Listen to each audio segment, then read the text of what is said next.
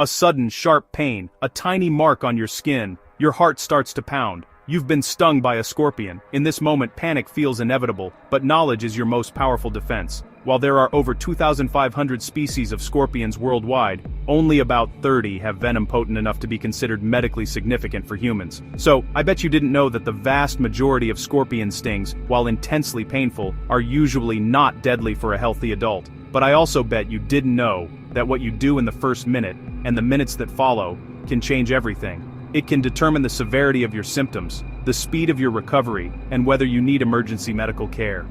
Your response is critical. So, let's walk through exactly what to do.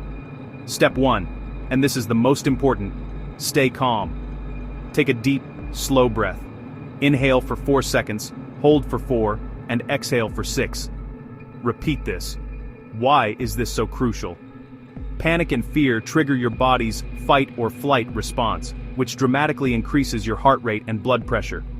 This accelerated circulation acts like a superhighway for the venom, spreading it through your system much faster and potentially intensifying the reaction. Your calm is your first line of defense. Step 2. Immediately remove any restrictive items near the sting. This means rings, watches, bracelets, or anklets. Also, remove or loosen any tight clothing around the affected area. Scorpion venom often causes localized swelling, and it can come on surprisingly fast. What starts as a small bump can quickly become significant, and a ring or tight sleeve can turn into a tourniquet, cutting off circulation and causing additional pain and tissue damage. Don't wait for the swelling to start.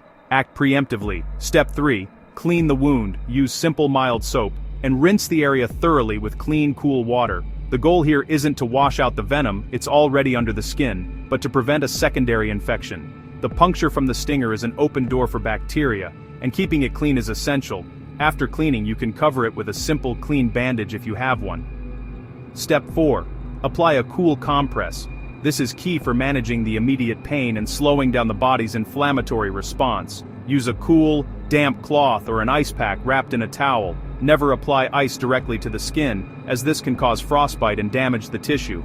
A good rule of thumb is to apply the compress for 10 minutes, then remove it for 10 minutes.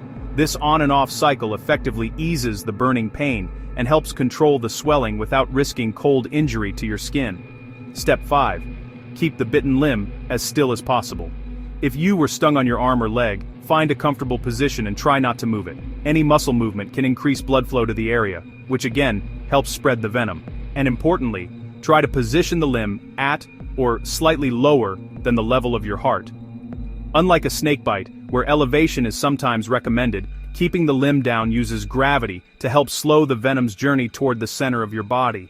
This simple act of positioning can make a real difference. Now, let's be very clear about what not to do. Do not cut the wound. Do not attempt to suck out the venom. These are dangerous myths that don't work and will only increase the risk of infection and tissue damage. Also, do not apply a tourniquet. Restricting blood flow this way is extremely dangerous and can lead to limb loss. While you're performing these first aid steps, you must be vigilant. Watch for any systemic or body-wide trouble signs. The first is difficulty breathing, wheezing, or a feeling of tightness in your chest or throat. Watch for muscle twitching, especially around the face and neck, or unusual drooling. These are classic signs of a neurotoxic reaction. Other red flags include extreme weakness, blurred or roving eye movements, difficulty swallowing, or a thick-feeling tongue. If any of these symptoms appear, this is no longer a home care situation. Call 911 or your local emergency number immediately. This is a medical emergency.